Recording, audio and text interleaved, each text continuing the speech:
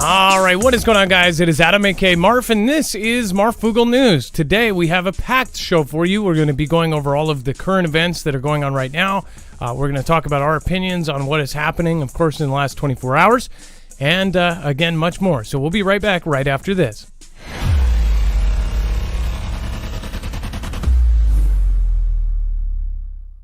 Nothing in this show should be considered legal, medical, or financial advice. The views of the callers can differ considerably and do not necessarily reflect my opinion, Dex's opinion, or anyone else who works with the show. You should always do your own research and consult with professionals. The internet is full of fake news, so please take everything with a grain of salt.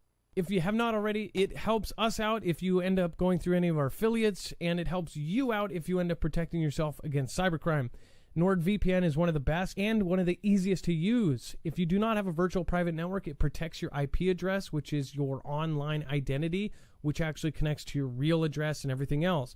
It also connects to you. If you know anything about how they are data logging and basically getting your profiles down, you can prevent that by having a VPN. Nord is, again, one of the easiest. Download it. It's like an on switch and off switch. All you have to do. Go to marfooglenews.com/VPN. Not only will you get a giant discount on this, but you will also be helping us. I appreciate your support, and I appreciate everyone that goes through any of our affiliates.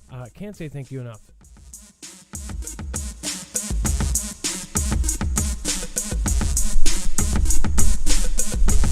All right, what is going on, guys? It is Adam, aka Marf, and this is Marfoogle News. If you've never been here before, this is a live show. So remember, you can always participate in the chat. You can comment down below, and of course, you can interact.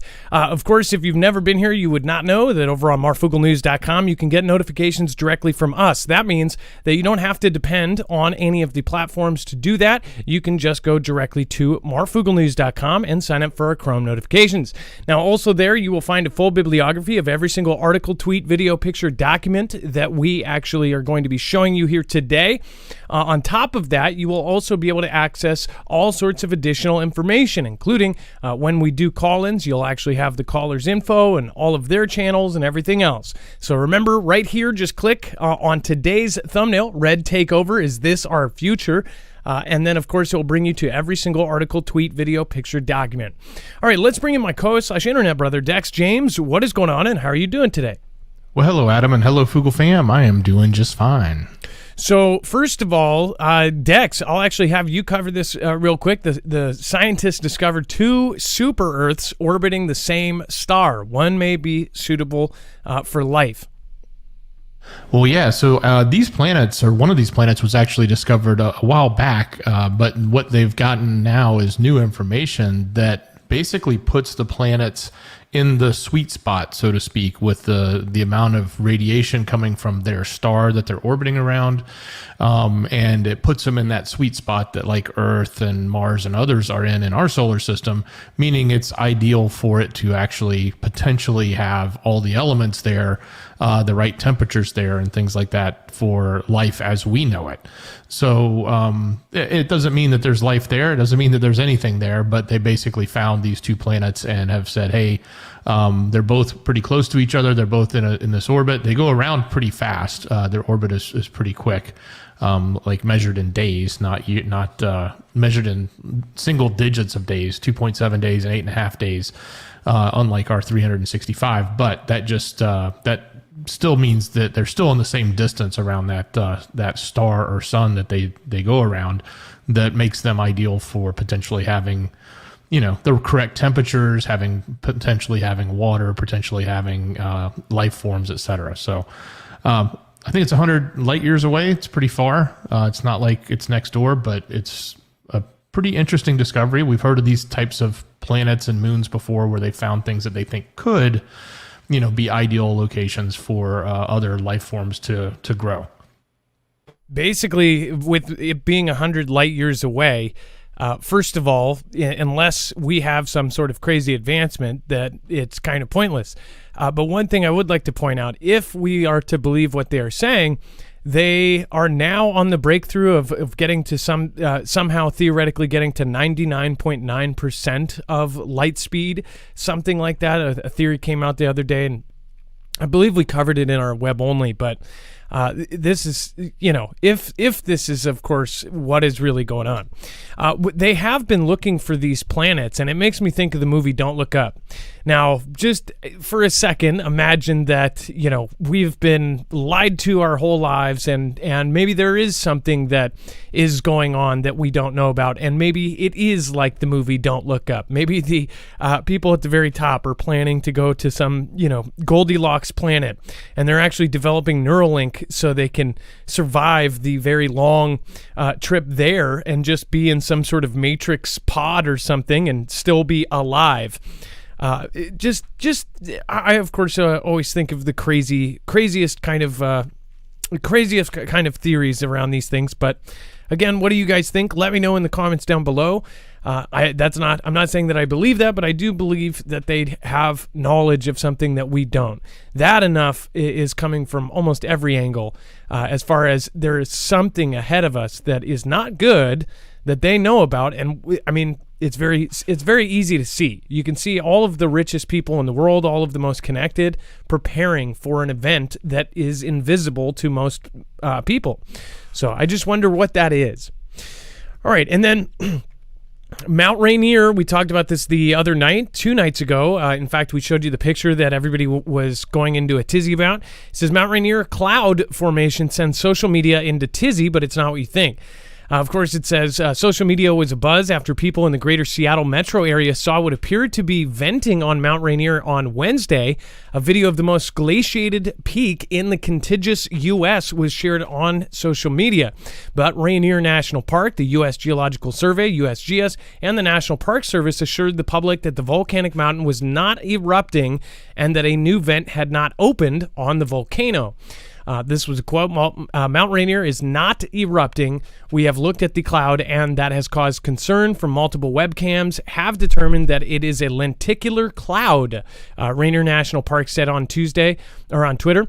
It said, in addition, the USGS reports no indication of unusual seismic activity. So there was a little earthquake, but that was a different fault. So one thing I want to point out is when this was going on, a lot of our folks here thought that, but I did actually have a family member, and I will give a quick update on that. So I tweeted out, basically about a couple hours ago, I found out that my aunt was at a B&B in the area of Goat Rock. It's timberline kind of by Packwood, Washington, and essentially they are retired and they've been, basically spending their time traveling the country and doing different things. And right now they're at a B&B, and what happened is the police came to their door and basically said, "Hey, you need to get the heck out of here. This is getting evacuated." So they were on a level 3 evacuation. Well, apparently my uncle, who is a bird watcher and he lists down all the birds that he sees. He was on a 3.5-hour hike and had no reception. So what happened is I was stuck in the middle of this and there was very little reception, and I was trying to figure out what the heck was going on. I got very little updates. And she said, basically, I cannot, get a hold of your uncle. He's on the trail and they're telling us to leave now. So I ended up having Foogle fam members on Twitter.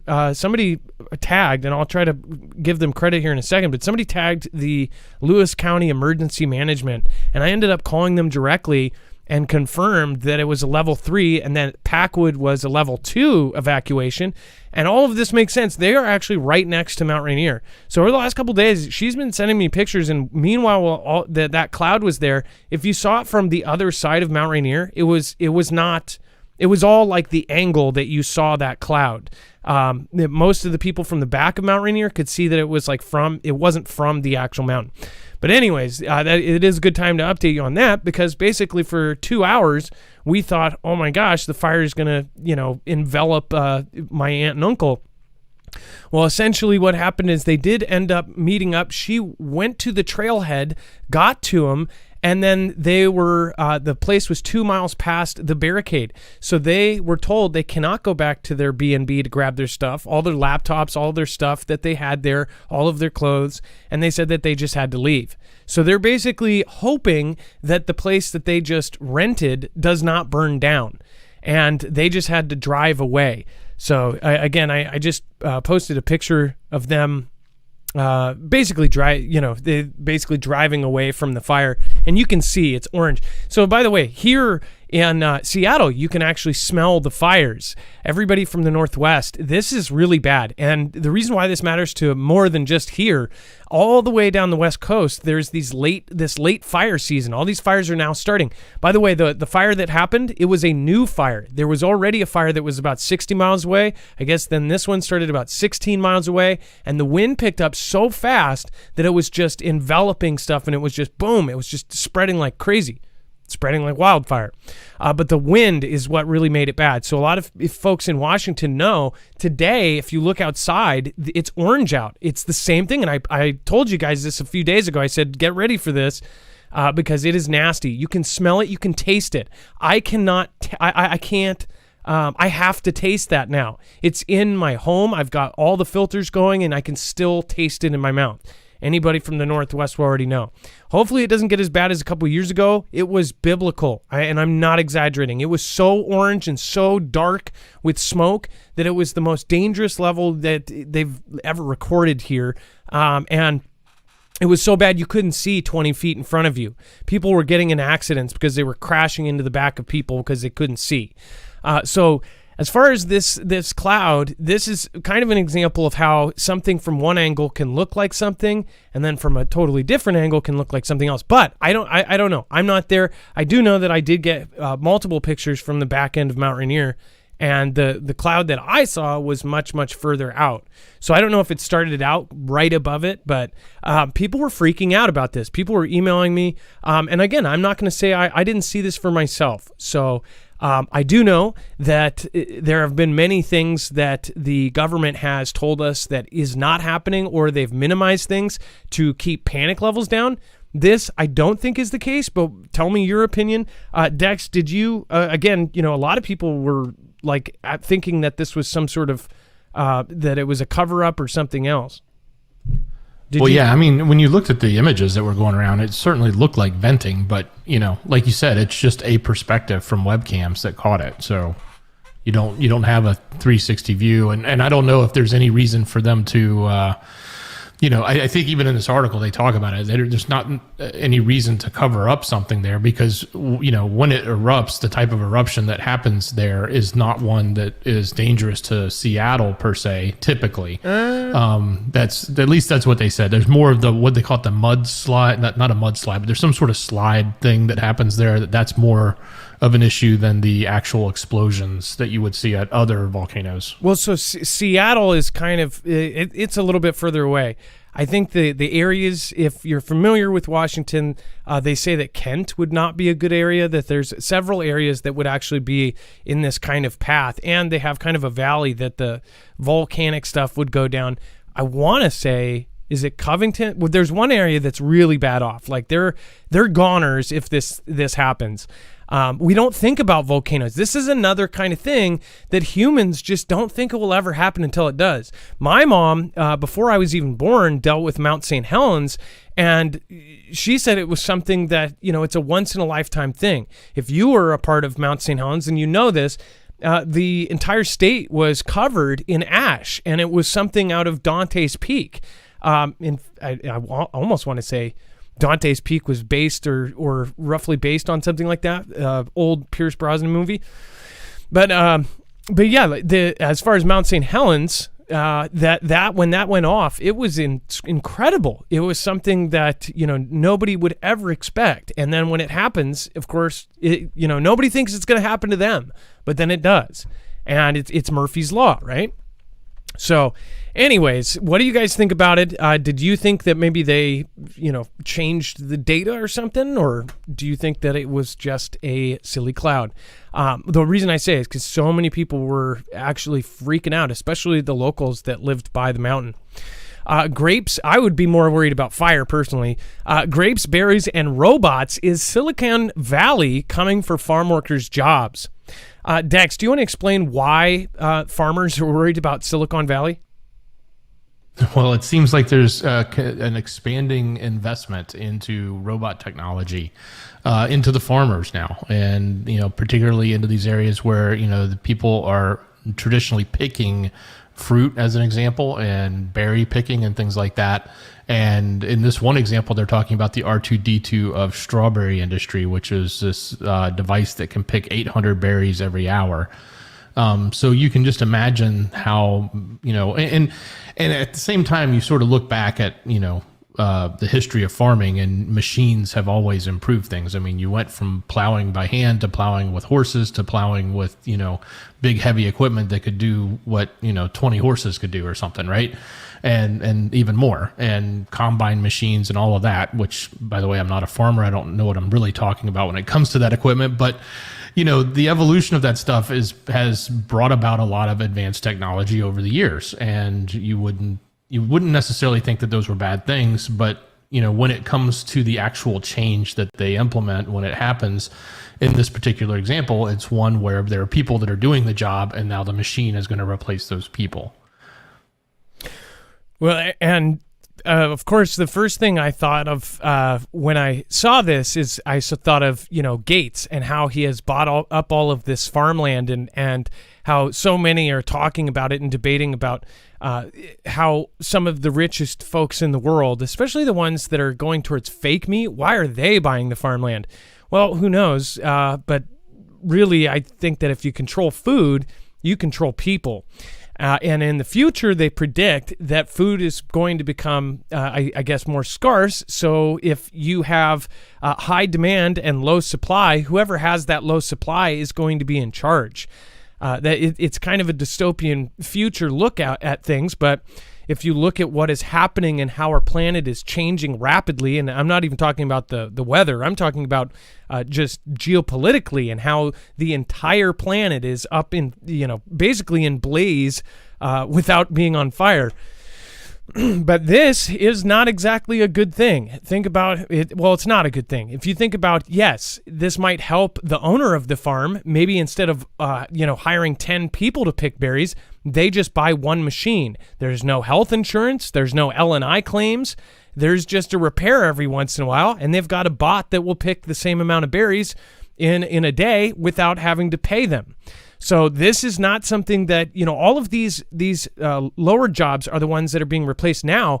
People who have skilled jobs or specialist jobs, they're not worried about this as much, but I think they should be, because as this goes on, as technology goes on, it's not going to be just burger flipping or berry picking or, grabbing apples from a tree. It's going to be specialist jobs. They're going to have AI do the things that you are currently doing. If your job is coding, they will have an AI that's trained to code and basically replace you.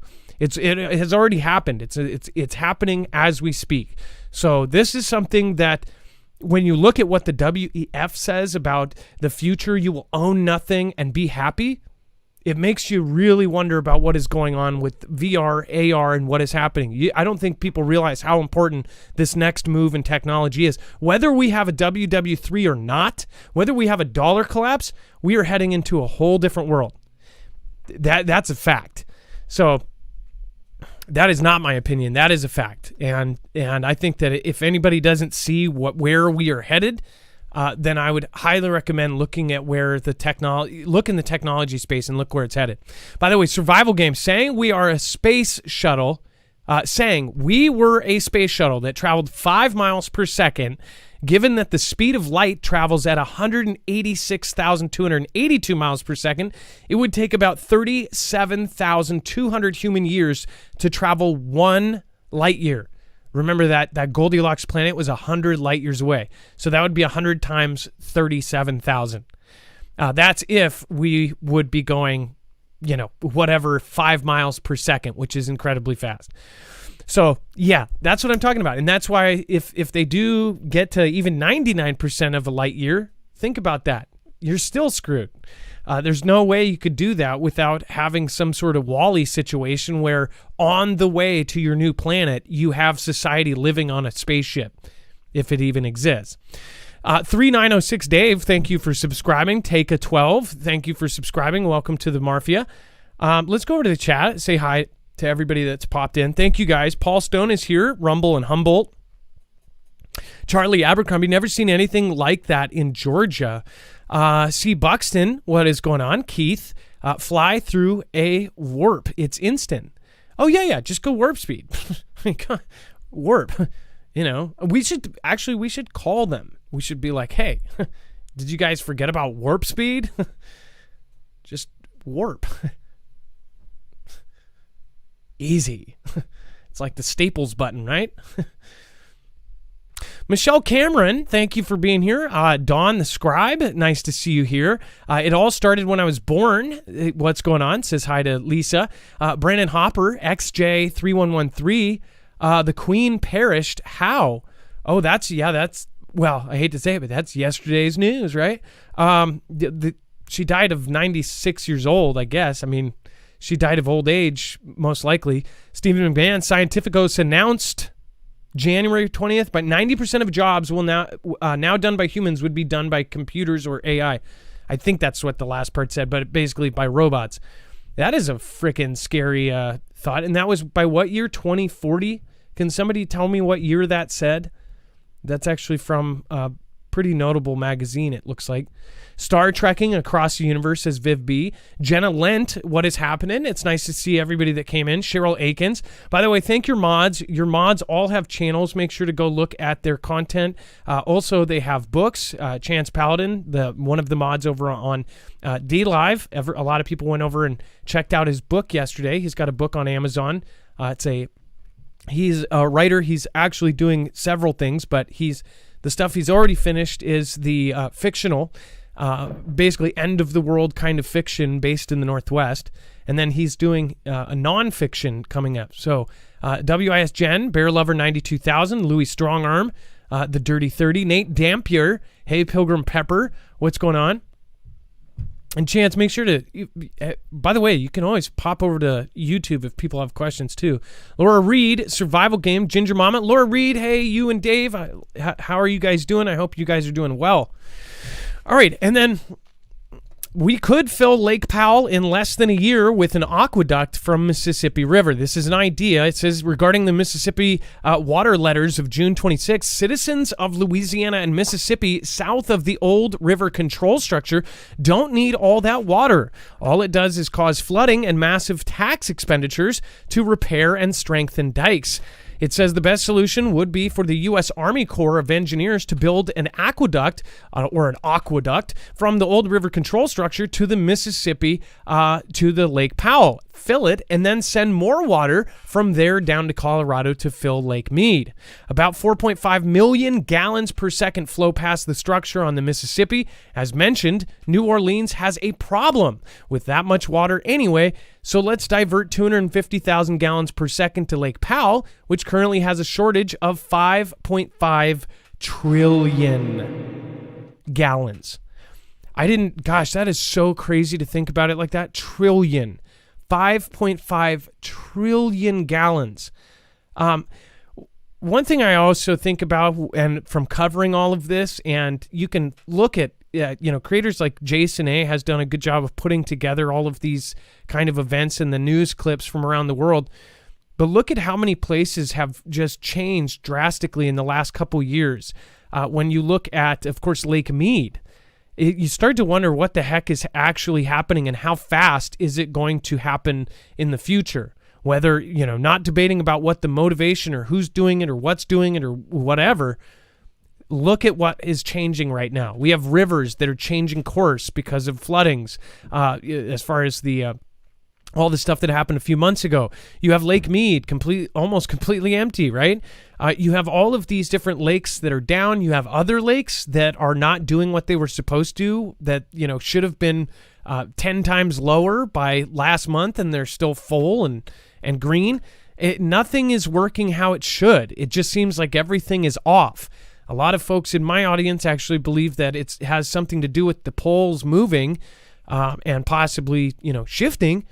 What do you guys think? Let me know in the comments down below. Lake Mead has a somewhat larger shortage, about 8 trillion. Okay, so that was Lake Powell that was 5.5 trillion gallons. Lake Mead is 8 trillion gallons short, but it could be filled in about 370 days, so an entire year of 250,000 gallons per second. That is a crazy thing to think about. 250,000 gallons per 1 second. That is insanity. It says within a year and 8 months of the aqueduct's finish, both reservoirs would be filled and most of the Southwest water problems would be gone. It's crazy to even think about that there's this huge of a problem, and it just happened like virtually overnight. I mean, it happened within a summer, right? So, Dex, did Lake Mead, how fast did it empty out? Like, was this something that happened over 5-10 years? Or, because from what I thought, it was something that just kind of happened, and it happened very quickly. Or was this something, I know we covered it last year. Yeah, I think it's slowly happened. Well, I think it was going down, but it wasn't being that widely reported because it wasn't that much, and then all of a sudden it started to go down quickly. And in this past year, it seems like, we've hit a lot of major milestones, uncovering, remains, uncovering spillways that, were once covered up, and all that stuff just happened in the last year where it just went down dramatically. Where did it all go, though? Are they saying that the heat evaporated it, but wouldn't that come back down as rain?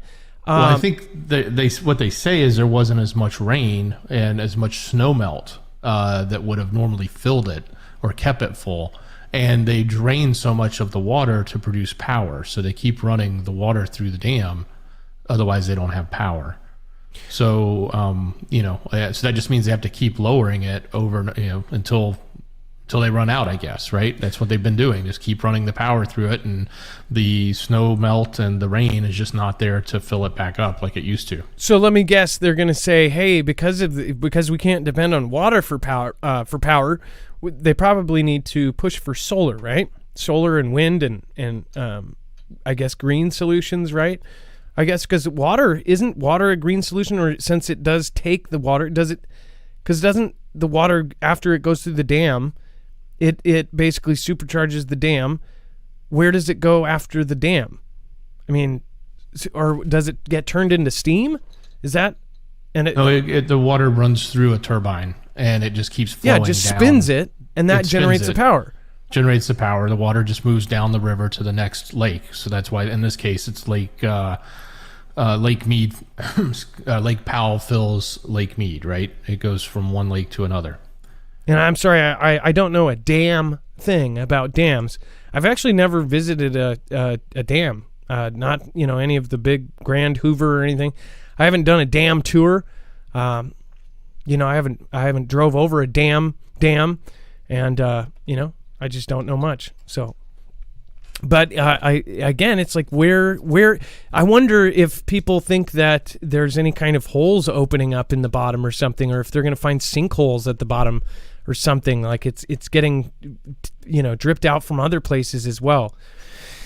But this Lake Mead and Lake Powell are examples that are being used a lot for the great change of the weather and the earth. So I'm sure that they will take advantage of that.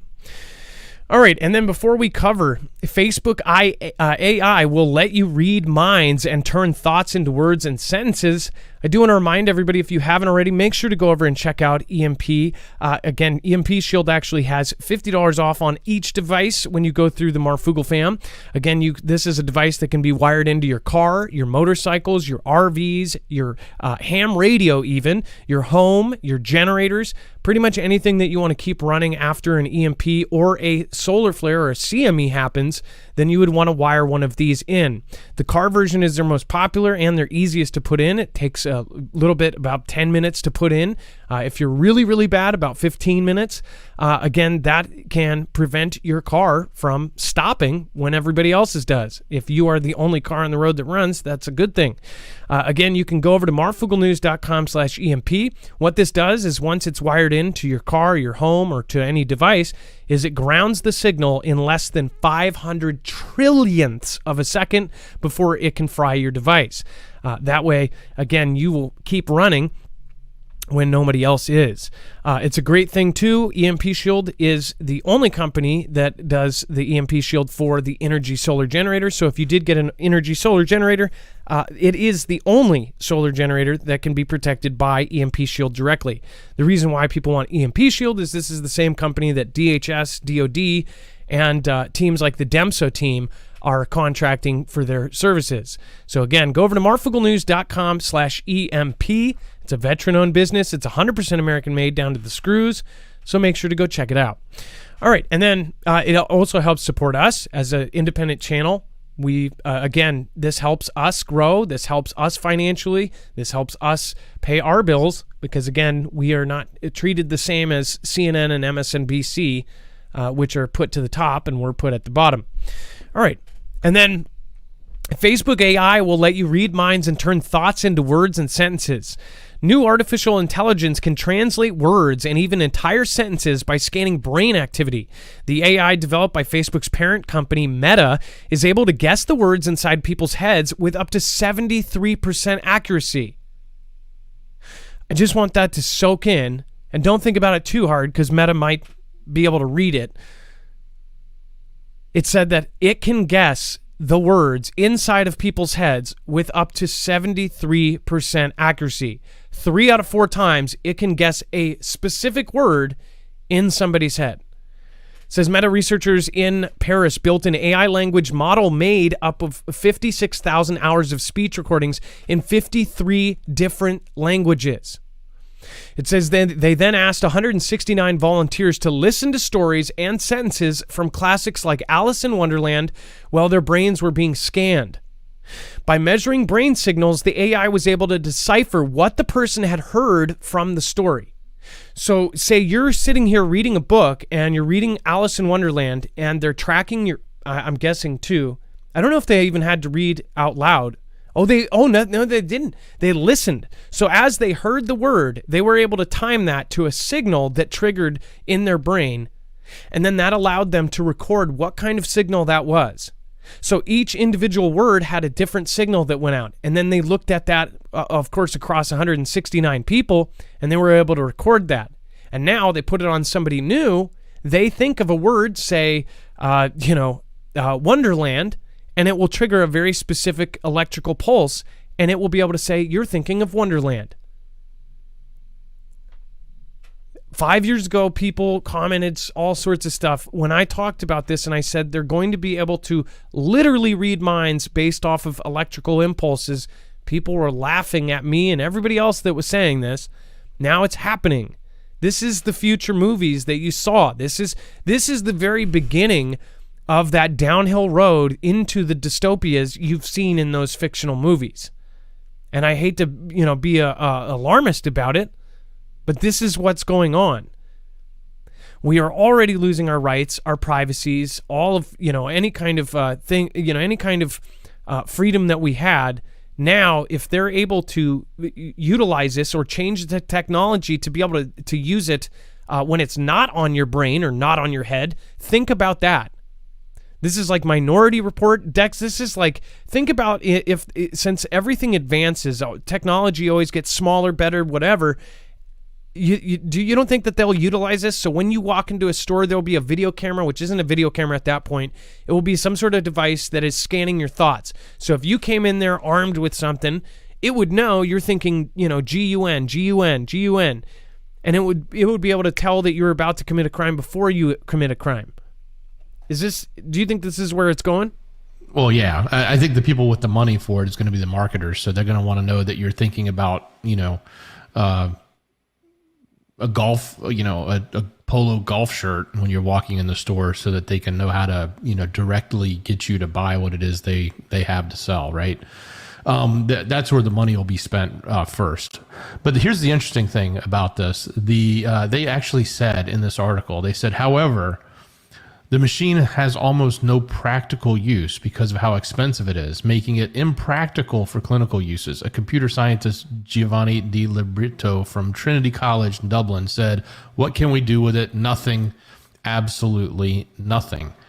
I ain't buying it. I think that's more of a yeah, let's put this out because we need to tell everybody these great technology we just developed, but we got to put something in here that gets everybody to not freak out, right? And I think that's what they're saying here, because saying it's too expensive, that's not true. It may be expensive today, but tomorrow it won't be. Yeah, computers at one point were expensive. Blu-ray players were expensive at one point. Blu-ray players were, what was it? When they first came out, they were like $2,000.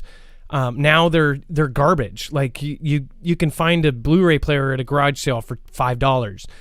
Same with, the whole thing with VHS and then DVD and then Blu-ray, and then the next thing is purely digital, and the next thing is going to be it just plays on your glasses and it's projected, or it's projected as a hologram.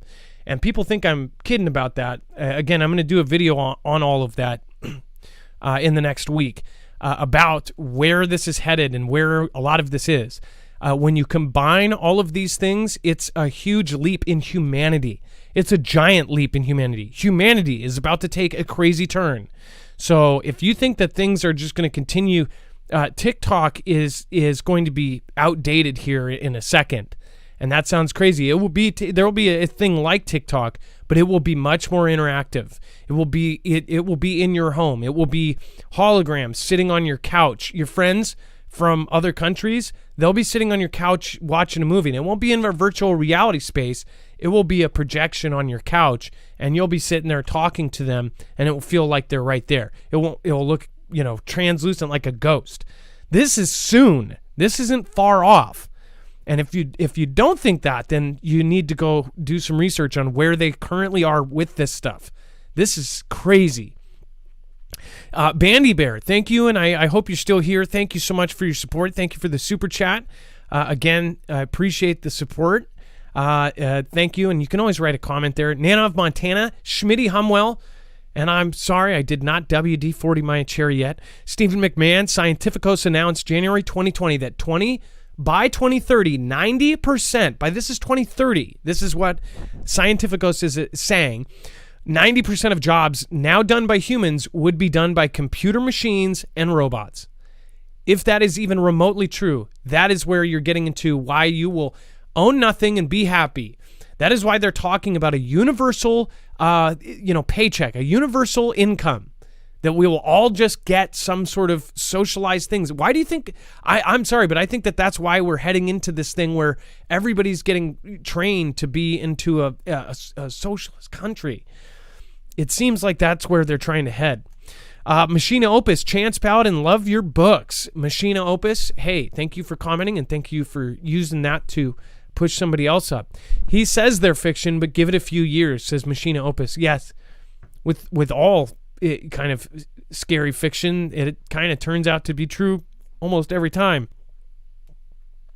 Look at what we're talking about right now. Most of the stuff that we are talking about right now was in fictional books, years ago, if not hundreds of years ago, and now it is happening. And then New York declares disaster emergency after polio detected in several counties. So just a few months ago, I don't know how many months ago it was, probably a year ago, wasn't this something that was eradicated? And now it's back? Dex? Yeah, this is something we didn't think about. We haven't worried about it. It's not been something that's been a problem here, but now it is. We talked about it hitting in Europe. Then we talked about the first case in New York. And now, obviously, they've gotten to the point where they're declaring this greater level of a problem. Now, I want to go to our website, and I'm wondering if you were even with me when I covered this, because again, this is crazy. Okay, well, no, that was August. Let's see if I just take that off. We talked about why they were basically preparing for this event like 2 years ago, 3 years ago. Before 2019, they were doing things for smallpox. They were doing things for pox, and then the polio was actually mentioned as well. And it was around the time of the explosion at the lab in Vlad country. And I want to even say, was that Vladivostok or whatever, that same place? But when you go to our website, this is a really good point. If you looked up the word polio, and you search it, you will actually see all of the shows we have talked about it prior. And then when you click on that show, so just say hypothetically, has it already begun? When you click on that show from June, it will show you all of the articles we talked about that night. And we covered all, every single night we cover all of these news articles. We archive them. When you go back to this, you'll be able to go back through time and see what was announced and by subject. So this is really important. And I believe it was in the web only because it was a crazy story here. But you will find stories about, them preparing for this kind of stuff.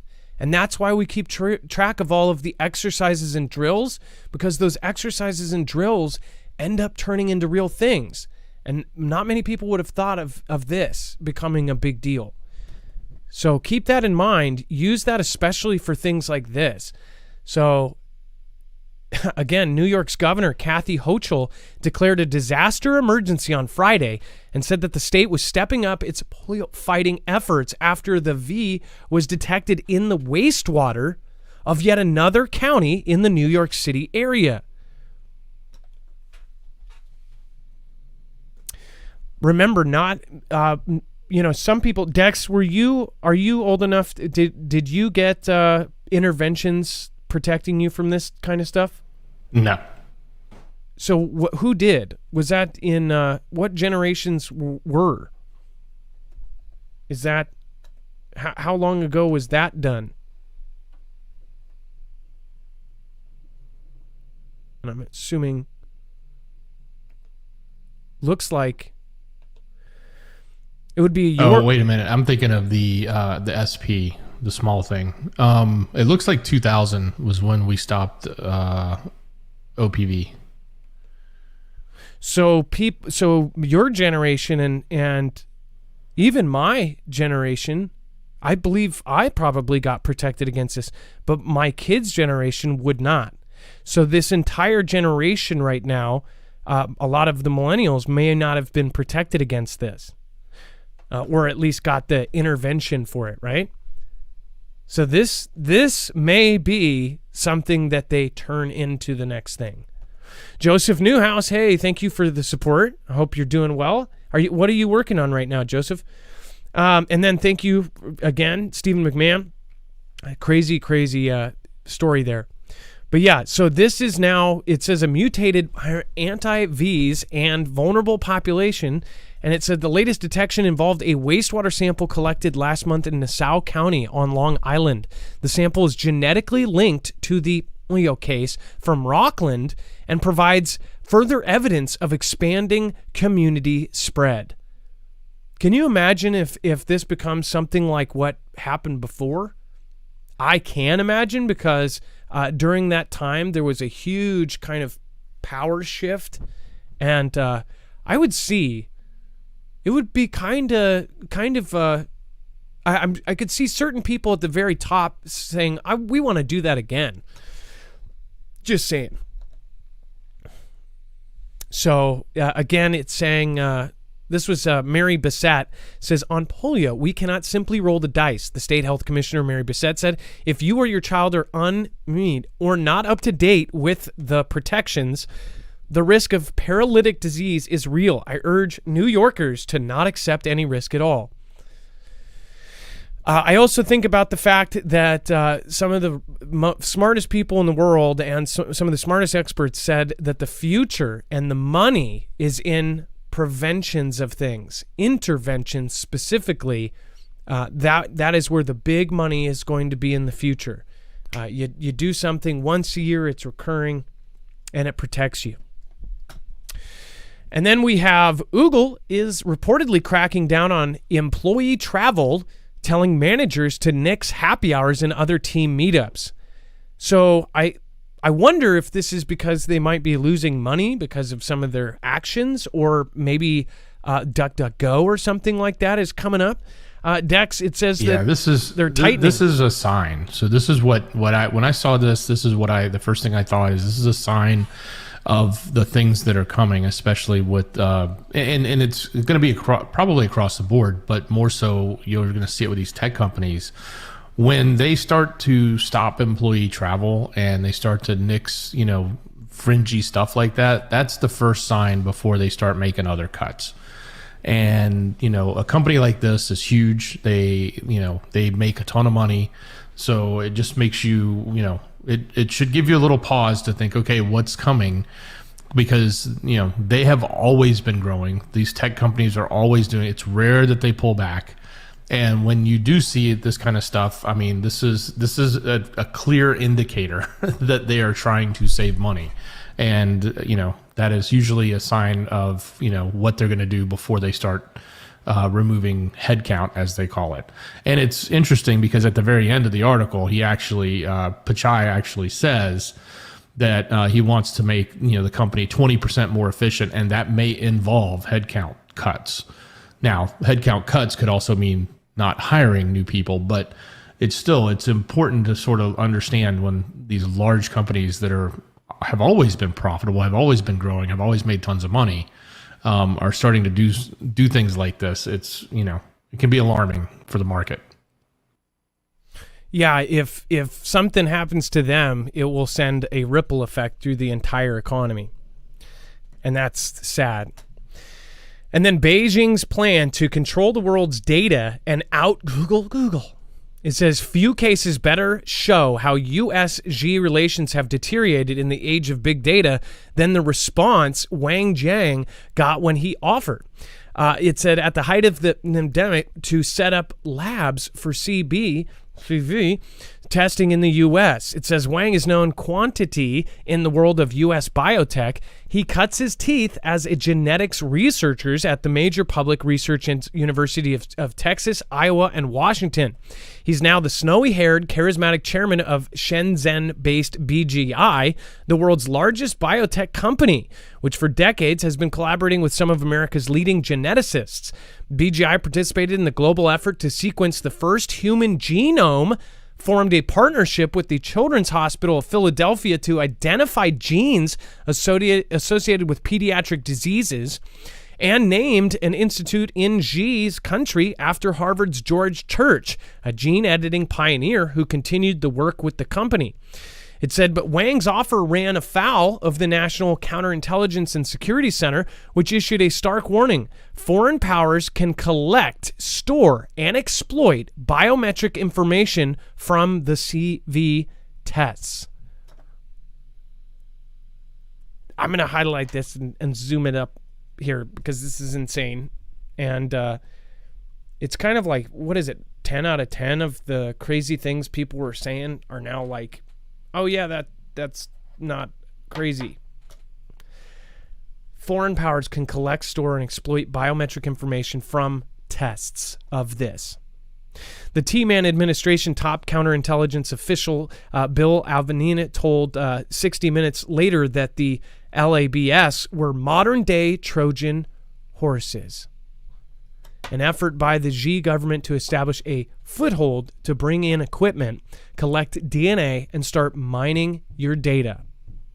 No one in the U.S. took BGI up on its offer.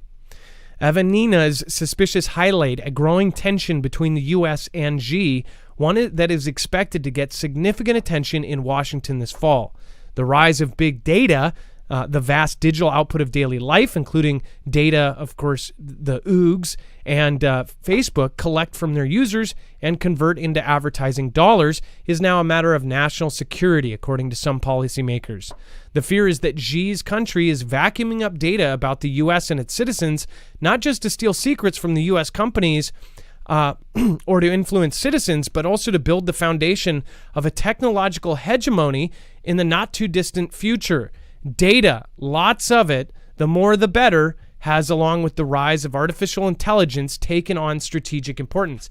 Remember what our Pentagon chief software officer said that left his position. He went out the door and he basically he wrote a letter on LinkedIn, and as he was leaving the position that was made for him, that position was produced. It was a very unique position for somebody in an exact kind of skill set. He said, Xi has already beat us, and once a country has beat you in this area, it's extremely hard to catch up. It's like you're always going to be behind. He said that they are not only ahead in AI, but in AI-related technology, and that this was incredible, that it's a very scary thing. Think about it. This just has so many different subsets of crazy applications that could have. once they have all of our data, and I mean the world's data, it's not just like, oh, I don't care if they know what I do because, I'm not a bad person, or I don't care. Once they have your exact information of everything you do, everything you can think of, all of your info, your biometrics, they can end up doing, stuff to take over the world. Dex, this is like, this could be digital at first, but this could also be a physical thing. Yeah, absolutely. I mean, when you talk about DNA data and you think about all the bio engineering that can go along with that, and we've talked about the technology that they've even been working on over in G's country around building, weapons and systems for that to be used against anybody that you wouldn't even know you're hit with. That's kind of crazy. The other stuff that's going on is I think it said that a national security mavens in DC has warned that the CC and the P are moving to control all data that flows, including data that originates from American and other Western firms that are working with their country, so that they can have their hands on every bit of any information that's flowing. And we talked about it, like TikTok and all this other stuff, right? So you got to think about, what are they going to do with that? How much, what can they, whether it's tracking data, whether it's, what you watch, how you're, not just, you think about TikToks, like not just what you watch, but how they could influence what it is you watch, and how they can then turn and monitor how that influence has made you do something different, right? So it lets them know not only how can they influence you, but how can they control you, and control you without you knowing it, right? And they start to build these profiles, and they build these profiles against people, and then they can start to actually program things and say, okay, well, we want to, get a whole bunch of people to start acting this way. Well, here's how we do it. We do X, Y, and Z, and all of a sudden we've got a whole bunch of people that now feel and act this way because we knew how to program that. This is something that I is going to be kind of overlooked, but this is incredibly important, and people aren't going to pay attention to it. Not until it's too late. There's a million different ways you could kind of tell people what is happening with this. I would say, I hope that the Foogle fam, I hope you guys end up trying to tell your family specifically about this. Try to tell your friends and your coworkers about these different things. Once you spread that word, once you kind of get that out there, people will start thinking about where is their data going? Where are their their iris scans and all of this stuff going? How can that be used against them? Do a little research and show them how bad this could be. When you're talking about, when you think, so Xi's specialty is infiltration, and they are the only country with over 1 million people, human beings, that their sole purpose is to be online and to be part of the narrative. They can basically make anything go viral because they have 1 million separate people, or these phone farms. I'm sure that part of it is automated, but they have 1 million people at least on their payroll that their entire job is to do what the leaders say to basically go with the cause. And that it could be something stupid. They could have 1 million people writing posts about how Spratly Islands is rightfully, G's country, and writing blog posts on their opinion on why. We know this because we've seen this, and we've even seen them pay out companies and news media to cover stories like that and to do op-eds that put things in their favor. One thing I do know, though, and one thing I've noticed over the last 4 or 5 years, the bigger we got, the more that we were anti. And by the way, I'm not anti-G, the people that live there, at all, 100%. I have, again. I think that the people have tradition, have very smart people, but their government, it's a communist government. It's okay not to like them. Since we have been covering it, and since we've been pointing out this whole time, it is crazy how much you get attacked when you go against them. Serpent ZA and other people who go against, it's really weird how much pushback you get. I mean, what kind of devotion do you have to attack a small channel and like nonstop? I'm starting to wonder. Like this, a lot of this stuff is just insane. What if they did already infiltrate a whole bunch of stuff? And I'm kind of saying what if, kind of giving my personal opinion. That's their specialty. Look at how many ports they control. Look at how many countries are now doing trade with them instead of us. I've shown you guys the graph and the chart, and I hate to keep showing you guys that, but man, you got to look at that. Since 1979, when they started their capitalism stage and started letting their people have their own businesses and grow them and whatever else, there was also kind of a thing that went along with that, was once the business got big enough, it basically, you were part of the government. They did work with the government. When you see that, the whole world was doing trade with the U.S. and we were made in America, shipping stuff out. Then the graph over from 1979 to 2018, it went all red. Like no joke. They have basically taken business directly from us, and now it's going to them, including our own military was sending them stuff to be made. That's why we're having problems with their F-35s right now. For the second time, they found out, parts were made over there, and there might be some issue there. I mean, the one point, the ejection seats weren't working because they were made over there, and they were worried about it. Now it's some other chip or it's some metal or something. Yeah, it's metal. That other time where they were missing the propellant that would propel the seat out. That's almost like they were sitting in the factory going, yeah, we know how to get them. So then when they're in a dogfight and they, go to eject, nothing happens. That's freaky. But yeah, it's really kind of freaky to think about. It is out there. And then analysis. Programming the mind is not new, right? They've been talking about that for hundreds of years, right? Well, think about anybody that goes against the narrative. There's somebody there to go against them. Yeah, and now they have full-time access to the mind, in the sense of everybody's got their head down on their device. Everybody's, doing TikTok or playing a game or whatever it may be, right? So they're programming the minds. Think about this too. Think of not even our generation. Look at our kids. And it's almost unstoppable. Now they're making it to where there's places in the country where if you take a phone from, say, a 10-year-old, say that 10-year-old has a cell phone. And by the way, kids younger and younger, kindergartners, when my daughter was in kindergarten, a lot of her classmates had cell phones. And they weren't just like call mom, call dad buttons. It was like full-on smartphones for 5-year-olds. I remember a few years ago going, oh my gosh, kids in high school have cell phones and kids in middle school, right? And everybody can say, well, I see the point in that. You can get a hold of your kid. Now many people are more afraid of their kids, and weirdos and all of this. I get that. But what have we sacrificed by starting the kids off earlier and earlier and earlier with the cell phones? Now, the teenagers, they cannot be more than 5 feet away from a plug-in. They have to be right there.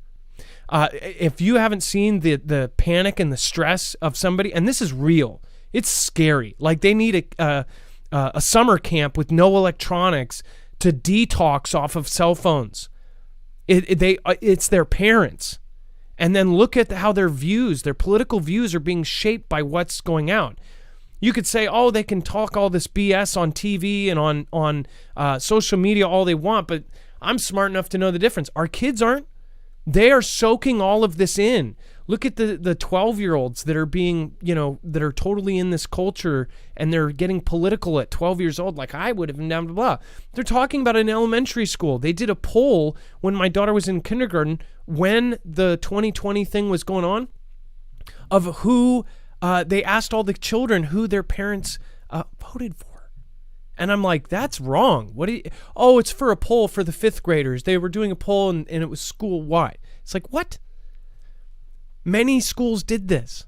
They asked, who did your parent, drop the thing in the ballot thing for? it's like it's going earlier and earlier and earlier. And then imagine when they're able to read your thoughts, they're able to use all of your data. They can control you without you even knowing, and they're going to control your kids. That's what's really important.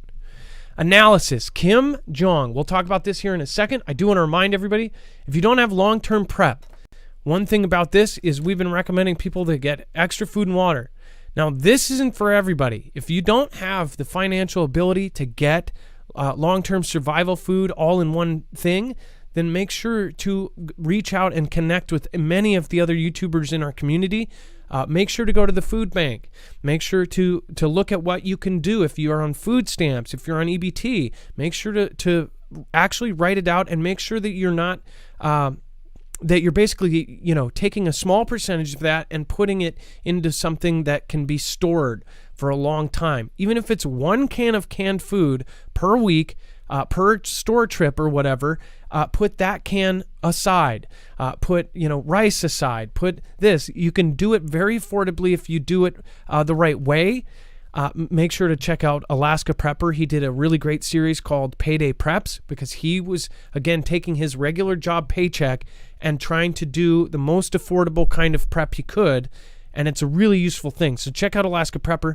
That is the issue if you can't. For those of you that do have expendable finances and want to just get it done, this would be a good solution as well. So what this is long-term and short-term survival food. My Patriot Supply essentially has all sealed MREs, freeze-dried foods. Freeze-dried food is a way of, they remove all of the moisture from the food. They seal it. Essentially, by doing that instead of dehydrating, it keeps a whole lot more of the flavor. A lot of people argue which one's better. Most people end up on the freeze-dried side because once you add the water back in 10 years from now, it's almost like, of course it looks a little bit different, but again, it has most of that flavor still cooked in. You can get a 1-month kit right now for $50 off, and the largest sale they've ever done, 3-month kit for $250 off. Again, this is a 3-month kit, 3 meals a day for 90 days, or it's a month and a half for 2 people if you split it. It's a great deal right now. It is the best since 2019. In fact, before 2019, this is the largest sale they've done in 3 years. And mind you, in 3 years, the prices of all freeze-dried foods have just shot the heck up. So if you think about it that way, in another 3 years, if the price of this has gone way up, if you bought it now, in 3 years from now, you'll still have 22 plus years on the shelf for this still to be good. That is the point of this. It's a lot of people are looking at it as an investment or at least purchasing it for way cheaper, especially if they expect it. Think about that. 25 years from now, it will be 2047. This food is going to be good until 2047. That is just a crazy thing to think about. So get it now. You're good until 2047.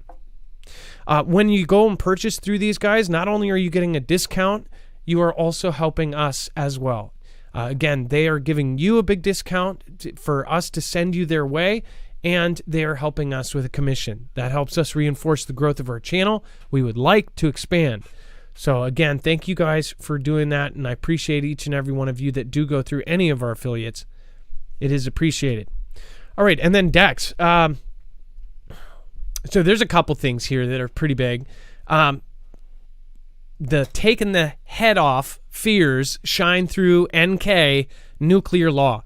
So some people are just going like crazy with this. Obviously, it's NK. So they say things a lot. But is it even Kim Jong that said this? They say it is. It's an entire law. They put a law in, they passed it and signed it in, and obviously they're dictatorships, they can do whatever they want. But yeah, they put a law in, and it basically says they not only do they have preemptive use now as part of their standard operating procedure, but if there's any so-called threat towards the leadership, any of them, then they have permission, or they're expected to by law immediately strike.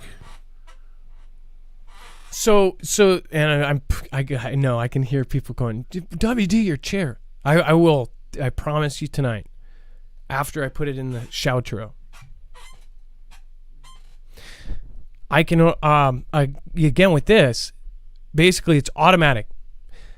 It says in an updated nuclear policy law passed on Thursday, NK enshrined the right to use preemptive nuclear strikes to protect itself.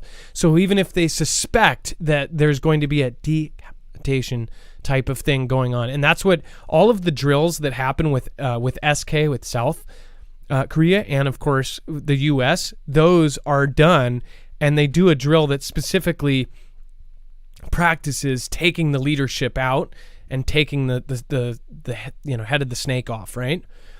They say if they even suspect that it will be automatic, right? Should you be worried about this? That's up to you. People, it's up to you whether you fear NK. I think that NK has been playing a bigger part in the world now that they've been meeting with Vlad and Xi, and I almost think that they could be used as a puppet. They could almost be used as kind of the third party that does a crime and takes the fall for it, and maybe they'll end up protecting the family or something. I don't know. Kim Jong, I still question if he is still in charge or something has happened after that surgery, because his sister is talking way too much for something not to be off with him. Well, he's also, they also speculate that he's been in hiding so much because he doesn't want to be, dethroned, so to speak, because he knows he's like the last one standing from everyone else that has, right? So he's constantly either, popping up here, popping up there, but nobody knows where he is in between, traveling in the dark, traveling in different vehicles. And this, particular thing, this particular law, it did more than just that. It also forbids them to basically making their nuclear status irreversible. It forbids them and bars them for having any denuclearization talks. So they can't even have that anymore, based on the law. So all the discussions that we've had with the previous administration to talk them down, to get them to, look for other things to do besides build that. Now they're saying, nope, it's now law. We can't even talk us out of it anymore. And the other one was in the case of command and control, or anything that was attacked basically towards him, since he's the head, it will be launched automatically and immediately. It's not like, well, I'll just think about doing it. No, it's in the law that it has to be done, and it will be automatic and immediate. So here's the thing that people are worried about. So say if Vlad or Xi said, hey, our intelligence says that they are thinking about putting a spy in, and he puts a little thing in your drink and you're gone the next day, or something like that, or somebody with a homemade bang bang takes him out. Either way, they basically put it in writing that if something like that happens, automatically they're launching missiles at who? I don't know how they judge that. But it says to destroy the hostile forces. So if it's something questionable, do they just attack the U.S. even if it's the UK? Or if it's Xi, will they just attack us? If Xi could do some sort of black op and take him out, and then would he then attack us? There's not a lot of explanation as far as that goes. But with this, that means they could take a drill. They could say the SK and US drills that they do, if they read that wrong, they could then take that as like, oh, is this the real thing? If there's some sort of miscommunication. So is this the setup for something else? Or does he really suspect? Obviously, we have covered that they're saying he travels at night. He will not travel during the day, according to them. And this also sounds like something that could be said if he's not actually there, right? Why he's not in the public eye. Since that surgery, they even questioned that he was dead. They also questioned that he was a vegetable. This was all questioned after his surgery, and that could have been when he was taken out. And then his sister took charge. Dennis Rodman, who's a personal friend of his, which is weird to say, said if you see his sister talking a whole lot more, then something's wrong. That was before. A couple weeks later, after the surgery, his sister starts talking, and then his sister hasn't stopped, and his sister is making threats.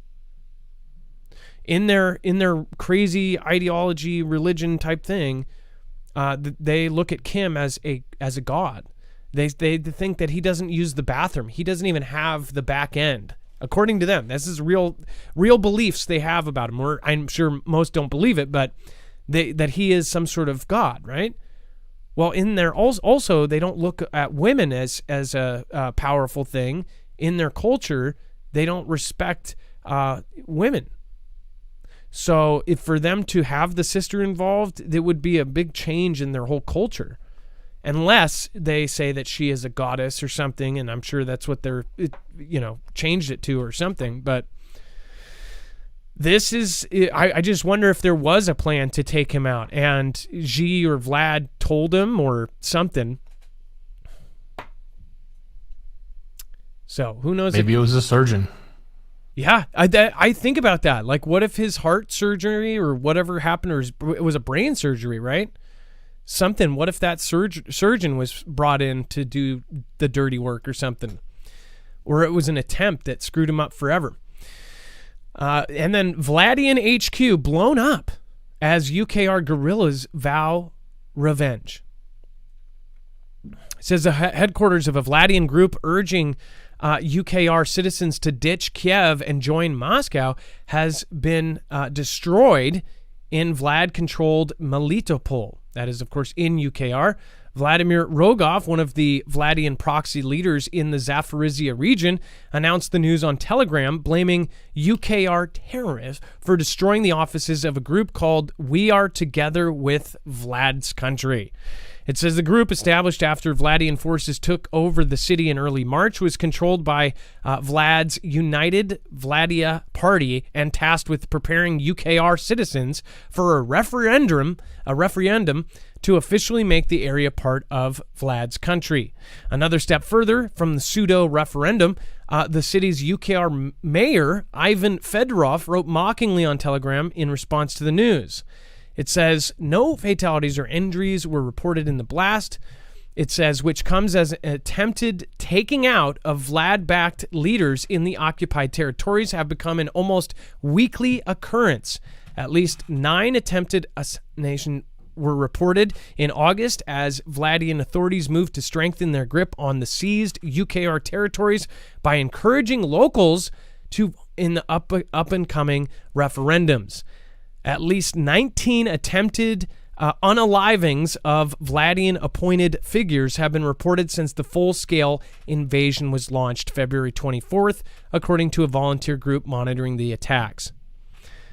And it says the Vlads wanted to be greeted with bread and salt and hello, but instead they were told, good evening, we are from UKR. That was what Fedorov said. Dex, so this isn't a surprise whatsoever, but what's happening over there is questionable. We have to question and take everything with a grain of salt.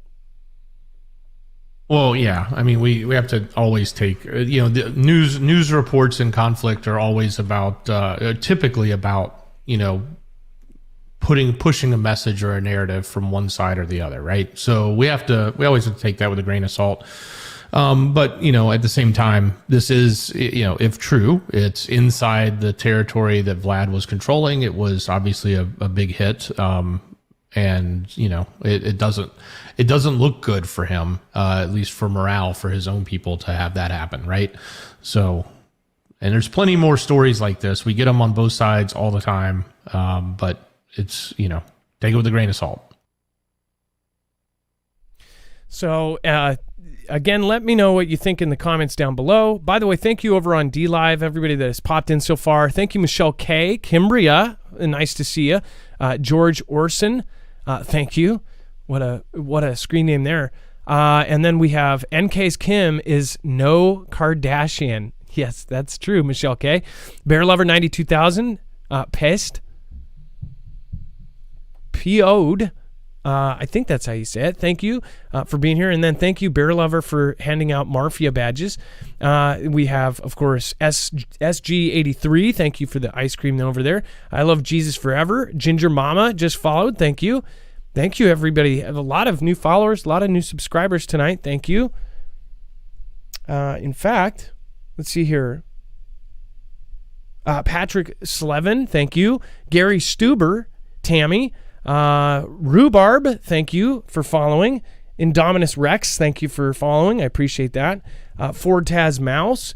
Greg, Elena, thank you for subscribing. Welcome to the Marfia. Lots of really great people in the chat right now. Let's see here. We have One Out B, Tinfoil Hat, Seeking Truth, PO'd, Trump 814, I Love G's Forever, Joe That You Know, Dual D Consulting, Celtic Warrior, What Is Happening, WIS Jen, Clutch Viscous, hey, shout out, Heavy Ordnance, and Digital Mouse, Angela, lots of new names too. Thank you guys. It's nice to have everybody on here. Let's see here. Debbie Rogers, what is going on? Lawman Jed. Stephen McMahon, we do on the website. Bobby Sue, thank you. Comet Moon, Jay Fried. Let's see here. Denise Norton, Lisa Isbell, P.O. Diodo. Let's see here. Hollywood Illusion, thank you for coming. And of course, one of my favorite people in the world, Lisa R. Hall. Nice to see you. All right, and then Dex, do you want to talk about the Vladian Aviation? Well, yes. So if, going in line with the previous story, if you believe the information that's being reported out, and of course this is coming from UKR Pravada, so one of their preferred sources, they're basically making the claim that Vlad's aviation or his Air Force has not penetrated or breached their air defense zone in 4 months. Now, if this is true, it's obviously because of the equipment that's gone in there, and all of the billions and billions of dollars of air defense systems that we have sent in. It's not like they have the best air defense systems themselves. I'm sure it's coming from ourselves, from the West, I should say. When I say ourselves, I mean the NATO allies. But yes, this is if this is actually a true statistic, then that's a pretty leading indicator of what's happening there right now, right? Especially, when you think about the importance of commanding and owning the airspace when it comes to a conflict. If you can't penetrate the airspace, then you're not going to be doing much, but, from the sidelines. And that, if this is true, that's what that means. So if they have, it's going to be a big deal. We'll, of course, follow it and we'll pay attention to it. And if you have not subscribed yet, make sure to hit that button. Mary Tyndall, thank you so much for your support. And again, I hope you write a comment next time. You can always write a long one if it's over. I think if it's over a $10 super chat, it's the longest you can write one. Write me a letter if you can. Shirley Millward, Euphrates has dried up. Weird sounds are coming up. The Euphrates is dried up. Weird sounds are coming up. Shirley Millward, yeah, I'd love, send me a link, send me a video, send me anything. Joseph Newhouse, thank you for the super sticker again. Mary Tyndall, thank you for your support. Thank you for supporting Independent. And then, let's see here. All right, so before we go into this, I do want to remind you guys, today's show is powered by Energy. Again, this is, being real with you, this is one of the coolest things, in fact, out of all of the stuff that I have ever done for myself, is, as far as this goes, this is one of the most useful things I have had. Other than everybody knows what a solar generator does, as far as you can charge it via solar panels. But again, this is one of the most amazing ones because it's modular. And now that I actually have the mod, now I understand why it is so important. So with this system, it's stacking. So as far as now, it shows you the 3 stacking. The one in the middle is actually a mod. If you see on the side there, that has the extra inputs. Those blue holes are the inputs for the power. So when I first had the unit with the 1 battery, I was able to put up to 4 panels. The panels are foldable and they have handles so you can carry them with you. And you can essentially, with 4 panels, you can charge 1 battery in about 4.5 hours. Or you can keep it running if it's during day and then, pretty much keep it charged up even if you're using it just a little bit. Again, with the mod, which I highly recommend, you can triple the input. So instead of 4 panels, you can actually put 12 panels. That's huge. It's a really, really cool system because essentially a lot of people have different needs as far as how much they need or how long they need to be powered up for or how long they want to be powered up for. This can be expanded up to 96 batteries. What is also cool is if you're expanding up to as far as 5, you can actually do that in stacks of 5 batteries without any external cords going from each battery. All of their competitors have these giant cords that go from one to the other. It actually almost doubles the footprint, or 50% increase in the footprint of where they are. If you want portable and something that's, just grab and go, this is really great. It's very compact with a whole lot of punch, but also it can be used for, basically a professional solar generator. Again, this is an amazing system. It's extremely high quality. It is not cheap. It is an investment. It is something that can get you through an earthquake, the time after an earthquake, after a storm, after a rolling blackout. This is power on demand. This is an incredible thing.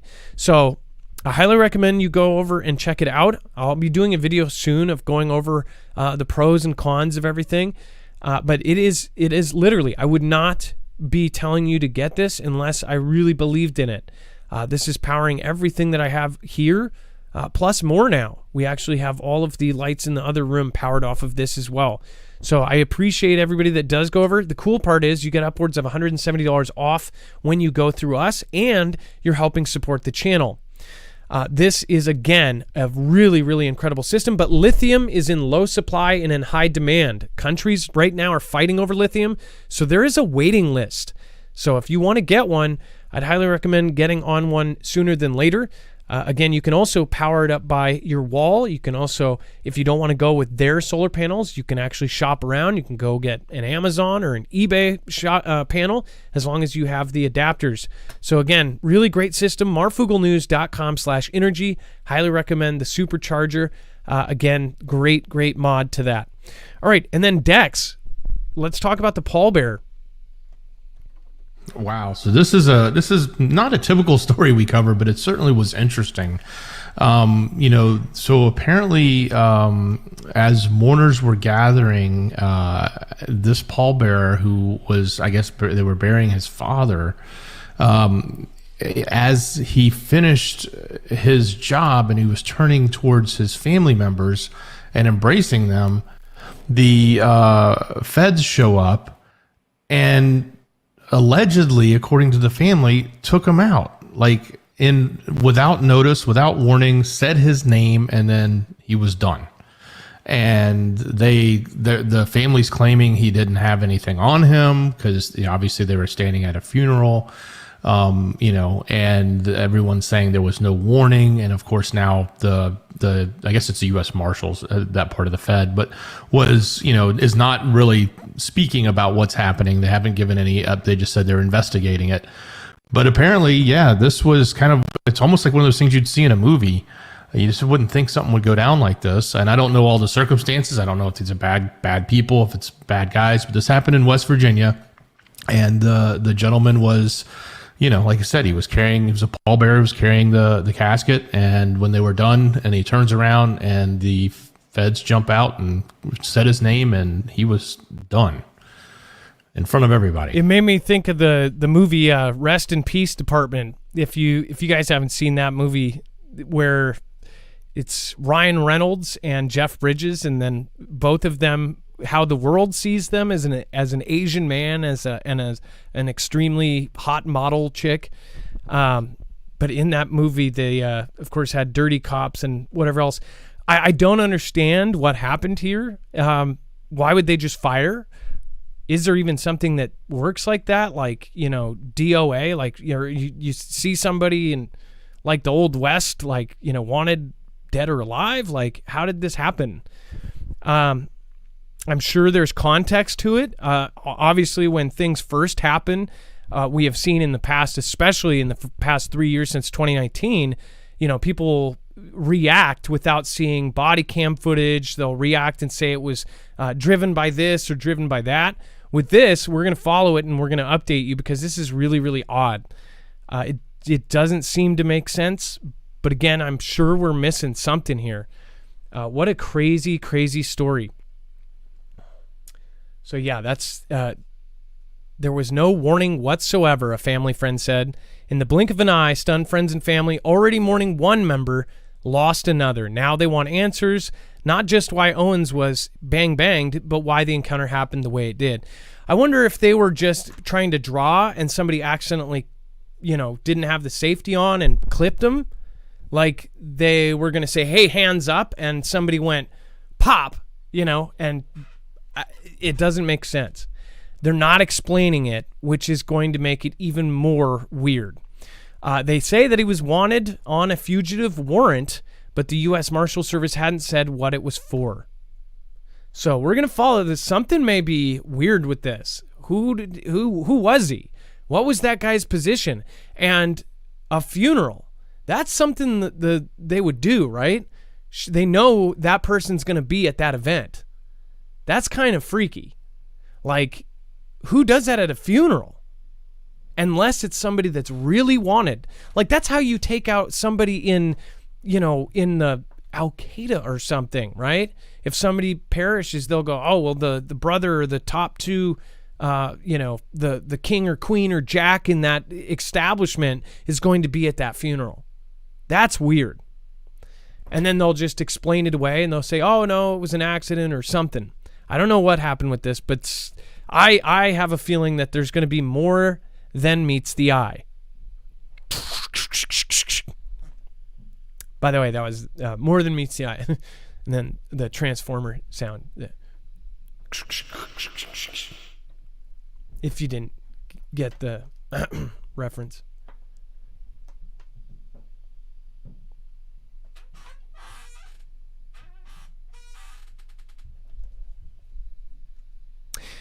And a big thank you. Thank you, Mary Tyndall. I appreciate your support tonight. Shirley Millward. Dex, let's go over the web only. We have a lot of crazy stuff in there as well, and a whole lot of overflow. But before you do, I do want to say another thank you. Mary Tyndall, Stephen McMahon, Machina Opus, Joseph Newhouse, everybody over on DLive. Thank you. Survival Game, Pallbearer, Nana of Montana, and, of course, Danish Girl. Thank you. Deanna Gremez. And Kano's Kid, wherever you are, Free Life Tasks, and all of the other great people in the chat. Thank you, mods, for keeping it held down, and make sure to go check out the mods' channels and all of their content. And also, one more, Andrew Cooklock did a super thanks on the last show, said, here's $10 to buy WD-40 for Dex's chair. Love you guys. Thanks for all you do. Andrew, it was actually my chair, but again, thank you. And B&B, thanks, and Soylent Green People, thank you guys for doing super chats, which is or super thanks. Basically, it's a super chat that you can do on the replay. So thank you, appreciate that, and thank you guys for noticing that's even there. All right, Dex, tons of crazy stuff going on. Let's go over it. Yeah, in my silent chair, I will tell everybody, head over to marfooglenews.com and click on the thumbnail for the show. Look, lots going on. If you want to get there quicker, open up the description on YouTube and click on the show notes link. So all of the updates around what's happening with the Queen passing and now the King or King Charles now being in place, and the updates he's given, and all of that is there. You can eat that up if that's your cup of tea. Who's going and who's not going? Sounds like our administration is going. Sounds like Vlad is not going. No surprise there. Of course, we do have... Did you say something, Adam? I'm sorry. Oh, you said cup of tea. The Queen. It kind of fit. It worked. It did, didn't it? Sorry. That was planned. Not really, but anyway, moving along to our previous administration, man, that stuff just keeps blowing up.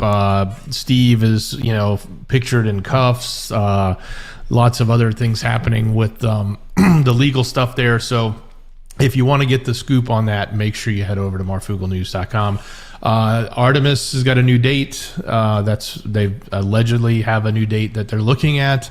And then there's been a couple of, there's always a lot of crime going on, but there's been some pretty nasty ones happening. So that's kind of covered there. Not typically something we talk about, but if you want to see what's happening in some of these big cities or bigger areas, particularly in the valley out near San Francisco area and in New York City, and then something around the CV stuff that's happening, some sort of new thing coming out of, I believe it was the Is country. Some scientists there. So look, lots of information. We try to put all this together for you. Whenever we're doing the big shows, we've got all the news. We always have extra news, and we always bring the rest of the story that we can't really cover right here. It's right there on our website. Go to marfooglnews.com, click on the thumbnail for today's show, or open up that show notes link in the description on YouTube. One click, and you're there. Well, thank you, Dex, and I appreciate everybody that came tonight. Thank you, Dex. Love you, brother. Much love. Great job, brother. And now it is time for the squeaky shoutro. It's not an outro. It's not a shout out. It's a shoutro.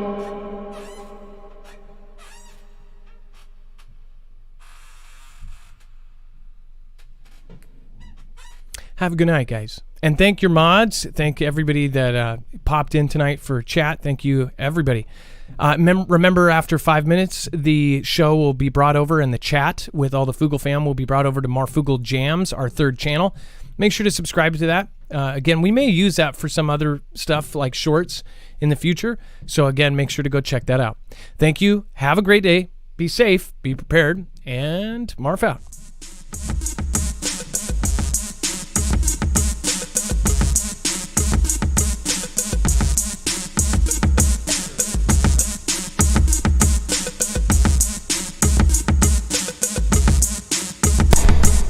All right, let's make a fresh one tonight for Mary Tyndall. Okay, let's do this.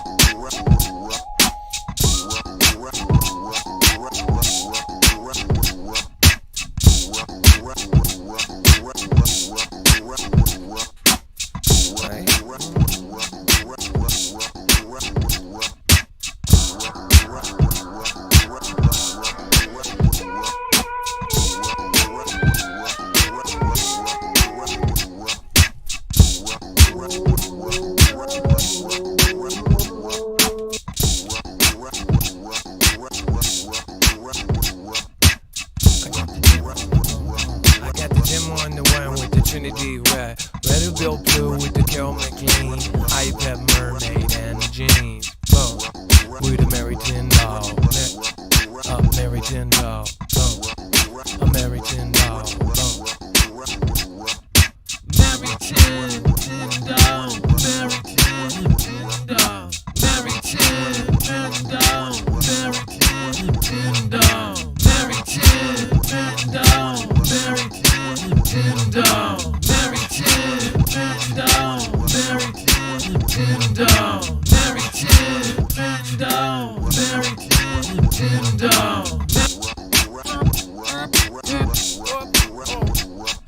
well, the currency will change and things will change. Everybody really wanna go back way.